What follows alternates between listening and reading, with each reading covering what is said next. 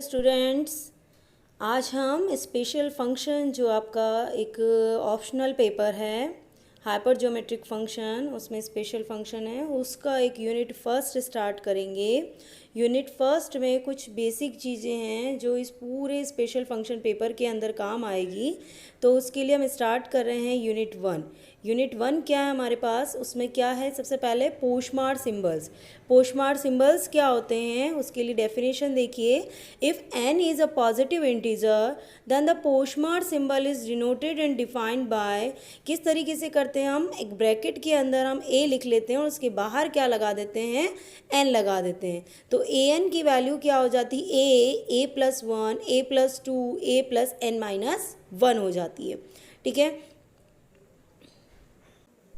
Yes तो हम क्या देख रहे थे यहाँ पर कि पोस्टमार्क सिंबल जो है वो क्या है, उसमें n जो है वो हमेशा क्या होना चाहिए, पॉजिटिव इंटीजर होना चाहिए। और पोस्टमार्क सिंबल को हम कैसे डिनोट करते हैं कि ब्रैकेट के अंदर हम कोई उस a को लिखकर उसके बाहर ब्रैकेट के बाहर क्या लगा देते हैं, n लगा देते हैं।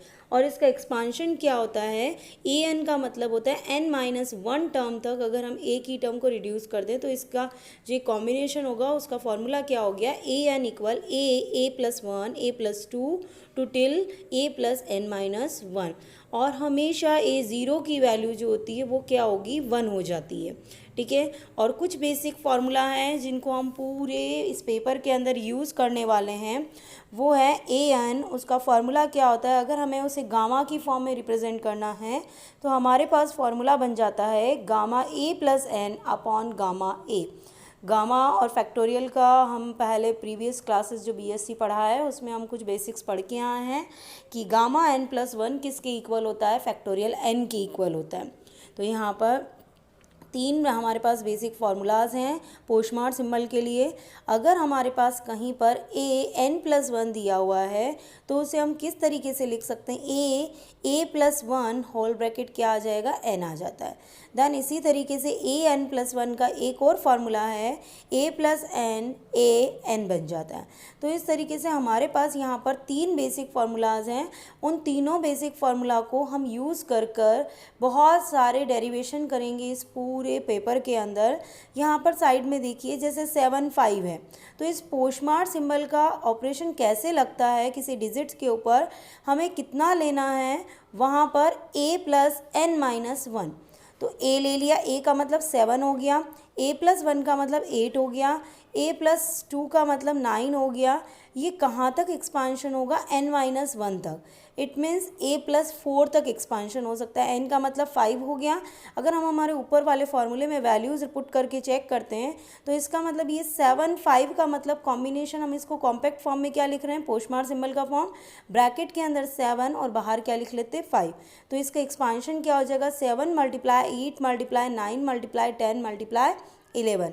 अगर हम इसका और फॉर्मेट देखते हैं, जैसे फर्स्ट फार्मूला है हमारे पास, वो क्या बोलता है, gamma a+n upon gamma a।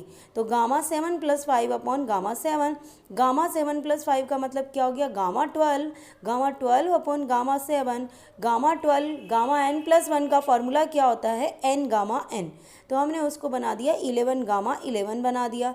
फिर हम इस तरीके से रिड्यूस करते जाएंगे तो हमें नीचे गामा 7 को कैंसिल करना है, ऊपर हम अगर गामा 7 बनाते हैं तो हमारे पास कैसी टर्म आ जाती, देखिए 11 को हमने क्या लिख दिया, 10+1। तो 10+1 का मतलब क्या हो गया, 10 गामा 10 हो गया। सेम इसी तरीके से जो गामा 10 है अगर हम उसे n+1 फॉर्म में लिखेंगे तो क्या आएगा, 9+1। गामा 9+1 को हम क्या लिख देंगे, 9 गामा 9 लिख देंगे। तो इसी तरीके से गामा 9 को गामा 8 तक पहुंचा दिया और गामा 8 को कहाँ पहुंचाना है, गामा 7 पर, क्योंकि हमारे पास डिवाइड में क्या है, गामा 7।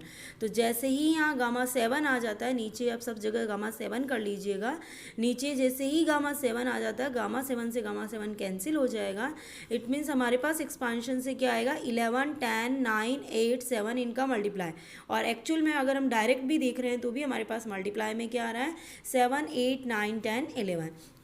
तो इस तरीके से आपने देखा कि अगर हम किसी डिजिट के ऊपर इसका एप्लीकेशन लगाते हैं पोस्टमार्क सिंबल का, तो हम इजीली उसे स्प्लिट कर कर लिख सकते हैं कि वो किन का मल्टीप्लिकेशन होगा। तो बहुत ही इंपॉर्टेंट फार्मूला है यहाँ पर पोस्टमार्क सिंबल।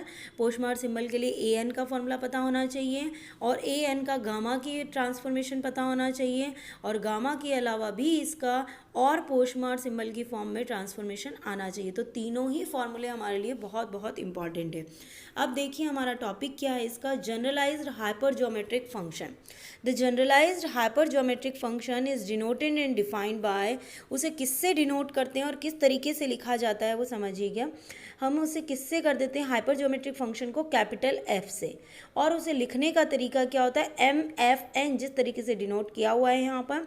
यहाँ से हम देखते हैं alpha 1 alpha 2 alpha M, then हमने क्या लगाया कि एक हमने सेमी कॉलन के साथ कोमा लगा दिया, beta 1 beta 2 beta N, then फिर से हमने सेमी कॉलन लगा दिया, फिर क्या लगा दिया, एक्स लगा दिया। तो इसे लिखने का फॉर्मूला क्या होता है, जो फर्स्ट पार्ट आया है, हमारे पास 3 पार्ट है यहाँ ब्रैकेट के अंदर, जो फर्स्ट पार्ट है वो ऊपर आता है समेशन के अंदर, जो सेकंड पार्ट है वो नीचे डिवाइड में आता है, और उसके अलावा जो एक्स है वो किस फॉर्म में आता है, एक्स की power R upon factorial R.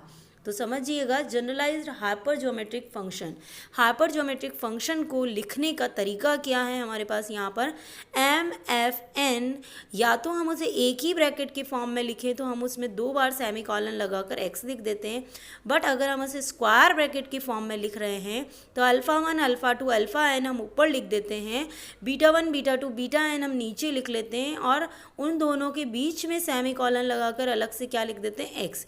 तो इस रिप्रेजेंटेशन को हम पूरी बुक के अंदर पढ़ने वाले हैं बार बार, कि जैसे जब भी आपको लिखा मिलेगा तो आपको उससे क्या कंसिडर करना है, एम एफ एन, एफ क्या है आपका, hypergeometric function, generalised hypergeometric function, जिसके अंदर कुछ अल्फ़ा टर्म है, कुछ बीटा टर्म है, और फिर कुछ क्या है, एक्स है, वेरिएबल्स है।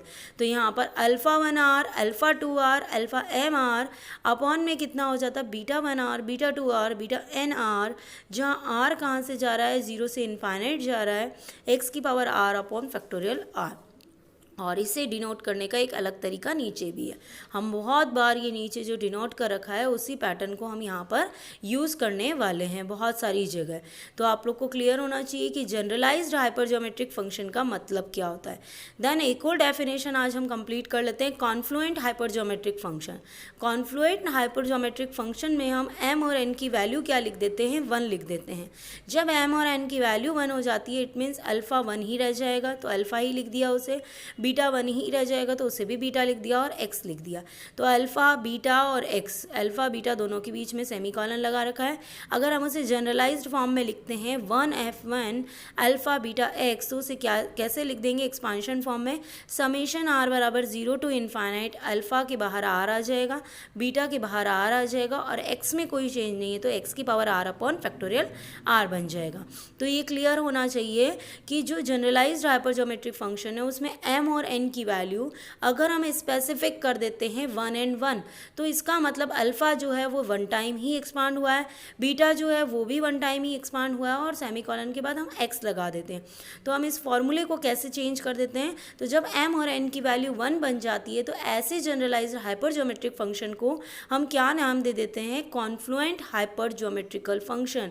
तो कॉन्फ्लुएंट वर्ड जब भी आएगा देन आपको क्या कंसीडर करना है, वहाँ पर एम की वैल्यू भी 1 है और एन की वैल्यू भी 1 है, और बाकी जो तीनों तरीके हैं जैसे हमने हाइपर ज्योमेट्रिक फंक्शन के लिए करे हैं कि हम चाहें तो इसे एम एफ एन लिख के एक सिंगल नॉर्मल ब्रैकेट में लिख सकते हैं, समेशन फॉर्म में भी लिख सकते हैं, और अगर स्क्वायर ब्रैकेट में लिखना चाहते हैं तो एम एफ एन करके स्क्वायर ब्रैकेट में भी हम उसे अरेंज कर सकते हैं। तो तीनों ही तरीके से हमने यहाँ पर नीचे कॉन्फ्लुएंट ज्योमेट्रिकल फंक्शन को भी डिनोट कर दिया है। अगर हम उसे 1f1 फॉर्म में लिखेंगे, हमने एक सिंपल ब्रैकेट में लिया तो क्या आएगा, alpha semicolon beta semicolon X आ जाएगा। और हम चाहें तो उस 1f1 को, क्योंकि 1 and 1 का मतलब क्या है, ओनली f ही है वहाँ पर, तो हम इसे और तरीके से समेशन फॉर्म में अगर डिनोट करना चाहें तो किस तरीके से कर सकते हैं, alpha R beta R X की power R upon factorial R कर सकते हैं। ठीक है, तो कल कुछ इससे रिलेटेड थ्योरम्स और डेफिनेशंस जो हैं वो हम नेक्स्ट लेक्चर में करेंगे। आई होप पोस्टमार्क सिंबल और उसके बेसिक्स आपको क्लियर हुए होंगे। मैंने यहाँ पर जो नोट्स लिए हैं उसमें ऊपर लिख भी रखा है, गामा एन प्लस 1 क्या हो जाता है, एन गामा एन, और गामा एन प्लस 1 किसके इक्वल होता है, फैक्टोरियल एन के इक्वल होता है। गामा हाफ की वैल्यू क्या होती है, रूट पाई होती है। कुछ बेसिक जो हमारे को प्रीवियस जो हम बीएससी में पढ़ के आए हैं उनके बेसिक कुछ काम आएंगे गामा फंक्शन को लेकर, वो मैंने यहाँ पर ऊपर नोट करवा दिए हैं। तो gamma N gamma 1 minus N वो क्या हो जाता है, pi upon sine N pi हो जाता है। ओके स्टूडेंट, आई होप आपको इतना डेफिनेशन बिल्कुल क्लियर हुआ होगा, क्योंकि ये इस पूरे जो स्पेशल फंक्शन जो हाइपर ज्योमेट्रिक फंक्शन है उसका बेस है हमारे पास। अगर हमें ये बेसिक चीज़ें नहीं पता होगी तो हम आगे काम नहीं कर पाएंगे। Okay student, bye.